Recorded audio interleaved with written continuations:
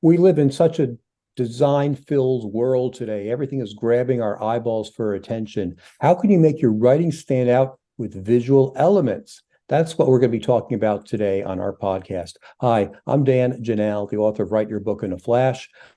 I'm a ghostwriter, book coach, and developmental editor, and no matter where you are in the writing process, I can help. Our guest today is Ben Guttmann. He's a professor at Baruch College and the author of the new book, Simply Put, which teaches people how to write effectively. Welcome, Ben. Thanks for having me, Dan. Great to be here. Great. We just did another episode on how to write effectively, but now let's look at the visual aspects of communication. First of all, tell us a little bit more about your background in the visual arts, because we don't have many artists on our program. Yeah. Well, so artist is an interesting piece because I ran a marketing agency for 10 years. I just sold that about a year ago. I teach marketing at Baruch College. And my functional background is in design. Now it's important that word as a distinction. I made sure that was included on my subtitle, by the way. So my book's called Simply Put, Why Clear Messages Win and How to Design Them. And that because design, I believe, and if you talk to most of the most successful designers in the world, they will say the same thing, which is design is not necessarily art. There's art elements to it, but design is really business. Design is about problem solving. It's about arranging things in the world to achieve a goal. And that's what I tried to bring to this book was I looked at messaging as a form of design. And there's a challenge in messaging between we want things that are simple, but we're naturally biased to make things complicated. How do we bridge that gap? Right. And so that's where the design pieces come in. But if you want to talk about the visual design component, it's important because there's studies will show people judge a statement based on its aesthetic qualities. So if you're looking at the words themselves, like, is there alliteration? Does it rhyme? Does it have some of these other kind of like magic words a little bit? All that stuff is associated with people having a higher opinion of the statement. They believe it's more true. They believe it's easier to read. I mean, they believe it that more likely to trust it, more likely to buy something. So it's important that we consider not just the words, but how the words hit our eyes and get processed by the brain.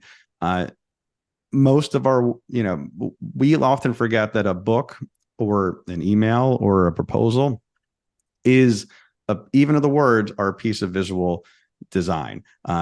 If almost all communication at some point finds its way into something that our eyes are perceiving.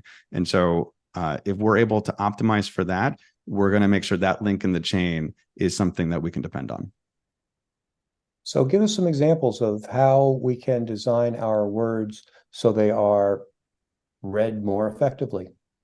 Oh, yes, certainly. So the thing that we have to humble ourselves with when we talk about this at first is that most people don't read most things. So books themselves are a challenge for a lot of folks. About half of Americans, 49%, haven't read a book in the past year. And of those that have read a book, only 5% of books are only 75% of people complete 5% of books. So most books aren't read by anybody. And the books that are read are really, really concentrated into a small group. So we have to start with that humility component. How do we get people who are already not reading, who already don't want to do this? It feels like homework. How do we make it feel easy for them? That's what a lot of the stuff when I talk about simplicity in the book, it's really a substitute for ease. The things that are easier for us to take in, to see in the world, to process and to make use of, we have a host again of positive associations, more likely to like, to buy, to trust. And the things that take more mental sweat that aren't as fluid for us, we're less likely to trust or to buy or to like. So how do we make something easy? Well, we have to think of, especially when we're looking at the web, which is where a lot of the journeys of our books start.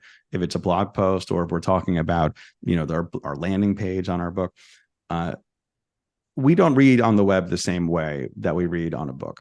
On a book, we tend to go from the top left corner to the bottom right, if you're in English or one of the countries that does that. On the web, though, we jump around. There's what's known as a layer cake pattern, as we go from headline to headline. Maybe we'll scan a couple words, jump over to like a button, go to a call out box, go back to another headline. We jump around until we find the thing that looks relevant to us, and then we go in there.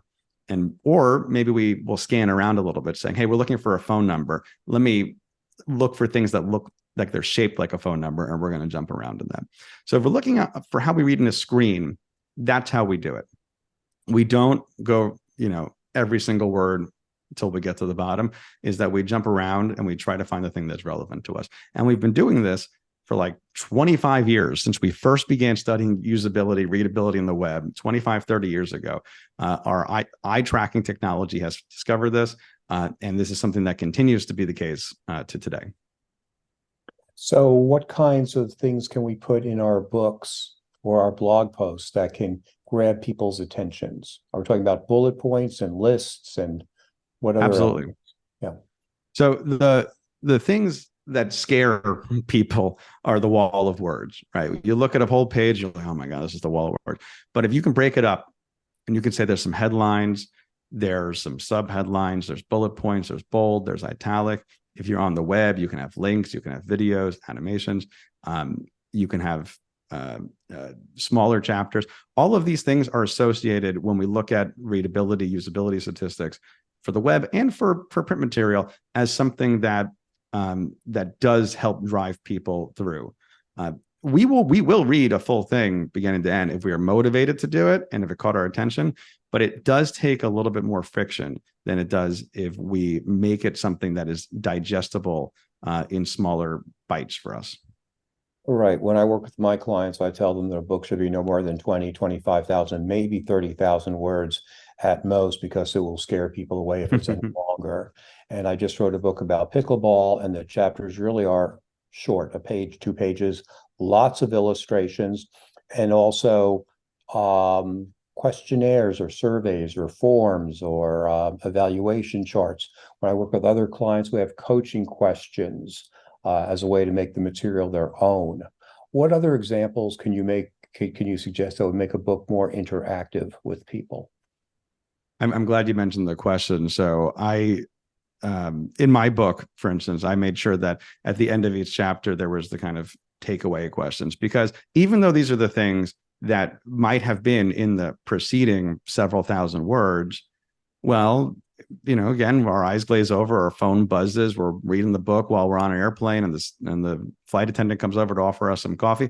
All of these things will distract us and kind of break up our flow of understanding it. So by summarizing them again at the end of the chapter, at the end of a section, it makes it a lot more digestible for somebody. Also, that gives you the chance to reword something. Maybe you had something somewhere and it was, and you said it one way, but you actually want to approach it from a different angle when you do your chapter questions or summaries or agenda or whatever it is, because that'll help people who maybe didn't get that first analogy or that first framing of it. That might help them pick it up a little bit later on.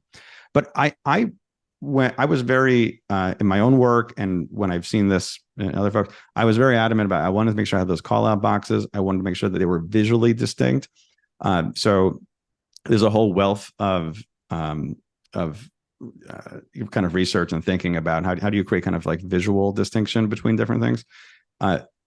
I wanted to make sure they were in boxes, that they were separate color on the background, that they weren't just another headline at the end of it. Because when you put things like that, it's very easy on the web to do this. In your book, you might have some sort of printing restrictions as to what you can ultimately do. But when you break things up so that they're kind of color blocked and that the spacing is there in a certain way, it makes it something that is more accessible. Books are they don't quite hold true to this adage, but I like to say this a lot on the web or on a slide deck, for instance, is that pixels are free. You don't have to cram every single thing into that small section.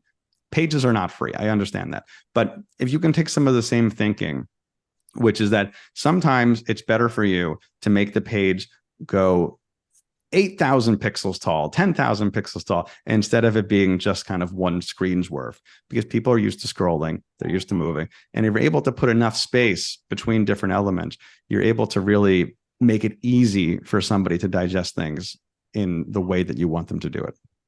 So on a web page, you're advocating for one long information page. I don't want to say sales page, but information page, as opposed to lots of clicks and buttons. Not necessarily. It depends. It depends. Okay. And this reminds me of Harry Truman was famous at one point. He was getting this advice from different economists, and they would always say, well, on one hand this, but on the other hand that. And he said, what I would do for a one-handed economist. And so I feel like you could say that about a designer, Okay. which is, on one hand, having one long page can sometimes be the right solution, because you want to tell a story in a very linear path. A landing page for a product is often a really good example of this.